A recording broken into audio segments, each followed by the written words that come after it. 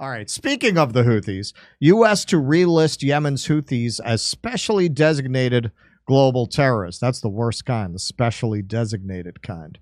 Those are the ones with whipped cream.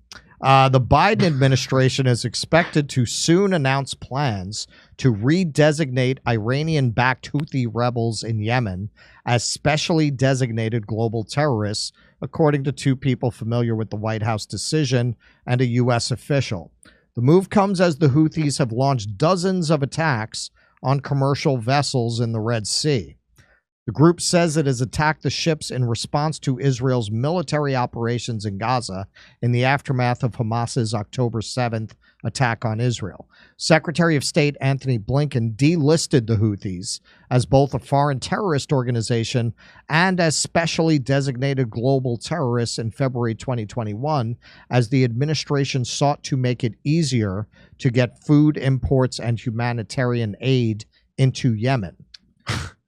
Yemen, on the tip of the Arabian Peninsula bordering the Red Sea, is the poorest country in the Arab world. War and chronic misgovernment have left 24 million Yemenis at risk of hunger and disease as of 2023, and roughly 14 million in acute need of assistance, the United Nations said. About two-thirds of Yemenis live in territory controlled by the Houthis.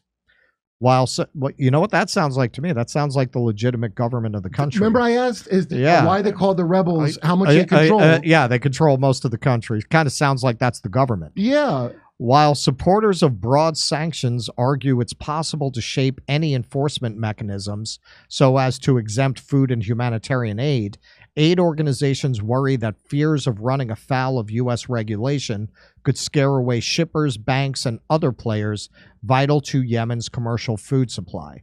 Arid Yemen imports 90% of its food. Quote, this designation would add another level of uncertainty and threat for Yemenis still caught in one of the world's largest humanitarian crises, said Scott Paul, an associate director of Oxfam America. Quote, the Biden administration is playing with fire, and we will call on them to avoid this designation immediately and prioritize the lives of Yemenis now. Now, these poor people, we showed a video last week of their children just starving to death there. And these are the people that we are now going to reimpose sanctions on. This is now, or but during you know, the siege. What's that? This is now, or when the Saudis were siege. That video was from before, but you don't just recover from that. No, I'm sure in a couple of years. But you know, we're pretty sanction happy. Here's a little color-coded map. The red are broad sanctions against the country. So you can see that's a lot of the globe. Obviously, Russia there. Then we have other places where we've sanctioned persons, or we have partial sanctions against the government or government officials. So the real question is why we're not sanctioning Israel if we're so concerned about attacks on ships and shipping. Israel, this is from 2021, Israel has struck at least 12 ships carrying Iranian oil to Syria. According to the Wall Street Journal, since 2019, Israel has struck Syria-bound ships carrying Iranian oil out of fear it would fund regional extremism, unlike Israel, which is the moderating force in the region. And this is from In These Times. This is actually by Noam Chomsky from 2010.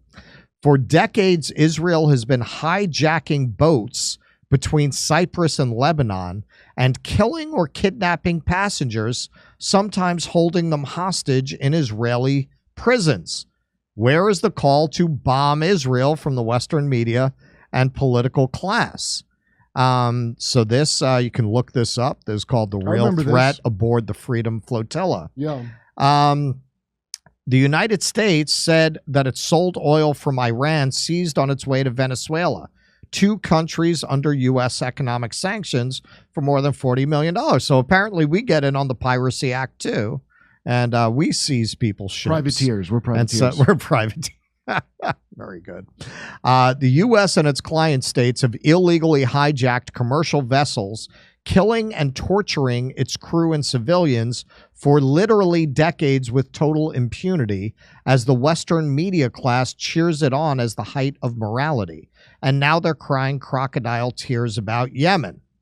And here's somebody who was on the U.S. terrorist watch list until 2008. So the Houthis are in good company. Wait a minute, 2008. I thought Lethal Weapon 2 settled that he wasn't a terrorist for America. Nobody watched that one. So yeah, this is Time Magazine. It's hardly a fiery radical source. So yes, the Houthis will probably be celebrated as paragons of freedom and liberation. Well, you just have to give it 40 years. No, did you see the kid on TikTok? The one who's like the hot Houthi rebel? That's why my goddaughter texted me, what about the Houthis? And it just dawned on me why she was even thinking about that. Is because that cute. There's some picture that went viral of like a handsome Houthi. Are you saying the Houthis are coming for our white women? Yeah, he was interviewed by... she's Colombian. But yeah. I think it was Hassan Piker interviewed did he? Yeah. He's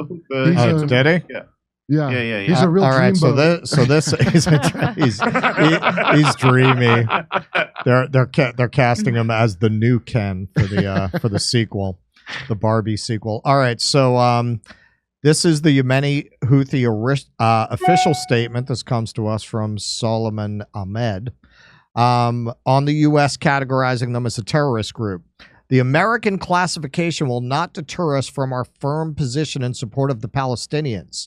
There is no effectiveness on the ground for Washington's decision regarding our classification. That's true. The American classification will not deter us from our support for Palestine. We will not back down from our position in support of the Palestinian people. The recent American decision will only increase our adherence to our position in support of the Palestinians. Now that is courage. Look at what these people have suffered, what they've been through. And they have more courage than far more powerful and wealthy states in the region.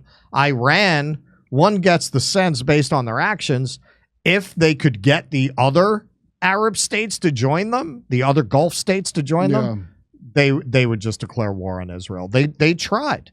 They convened a conference, and nobody else wanted any part of that. Yeah. They were the only ones.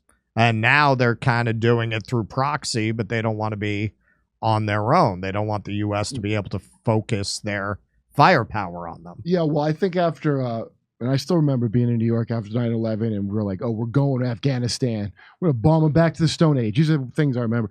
And then on TV, they go, bomb back to the Stone Age. They're already in the Stone Age. Right. And it was a big chuckle fest. Anyway, long story short, we lost that war. Yeah. And I think people noticed, especially like when Taliban has all our old shit that we left. I think it's real doable, actually. Well, that's why. I mean, if all of these Gulf states at this moment, not that I'm suggesting anything, but if they were all to unite and defend the Palestinian people, I don't think America is really in a position with its recruitment of soldiers collapsing, with all of its ammunition having been sucked up by Ukraine, to really fight a war against multiple Middle Eastern countries right now. We can't even stop the Houthis, as we'll see. You saw Dick Durbin, though, saying that's why we need these immigrants, because we're not meeting recruiting goals. Yes. We're going to send Chinese immigrants to fight the Houthis. There's something, I didn't have time to get into it. A Republican congressman was complaining that they can't recruit white soldiers because the military's too woke. Well, also maybe people saw, wasn't that great a deal for a lot of people that came back. I noticed it as a guy. Call me crazy, but I like my legs. Yeah. Only, especially the VA hospital sucking. Well, I think you don't have that kind of nationalism or belief in the government or the institutions of America that would make somebody join the military at this point. I think there's a collapse in that feeling that it's America. I'm going to go defend it. I think there's a collapse in people feeling that way. That's why they have to do identity politics, because we're broken into city-states of identity. Sure. So they can't do like the classic, because that's like almost racist to be flying a flag like that. Keaton? Well, I mean, I suppose we could only speculate, but it seems like part of what Hamas was hoping for post October 7th was that when Israel retaliated, the Arab states would unite behind Gaza. And that doesn't seem to be working out, at least to the extent that they hoped it would. In terms of the Houthis, yes, they are making a stand. But it just goes to show you the evil of this empire that we took our foot a little bit off their necks when they were being starved and bombed by the Saudis. And as soon as they fucked with us, we put it right back on. Yep. I didn't know they're 2/3 of the, that's a really annoying thing that they're 2/3 of the people live in the Houthi. So, you know, the country.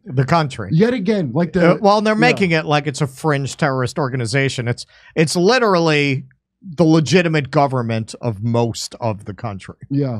This is the end of cancel culture. But it's, I mean, it's a real rebuke to other countries in the region that only the poorest of them is willing to stand up and fight for the Palestinians, and nobody else will get involved. There's no such thing as fuck you money, only fuck you poverty, as Tucker said. He's right. It's fuck you poverty. It's the only thing there is. Come see us do a live stand-up show. We'll be in Venice, California, Palmdale, California, Omaha, Des Moines, Milwaukee, Lansing, Bend, Oregon, Portland, Oregon, Seattle, Washington, Boston, Massachusetts, and we're going to Europe. Do you live in Europe? We're going to be there. Go to jimmydore.com for a link for all those tickets.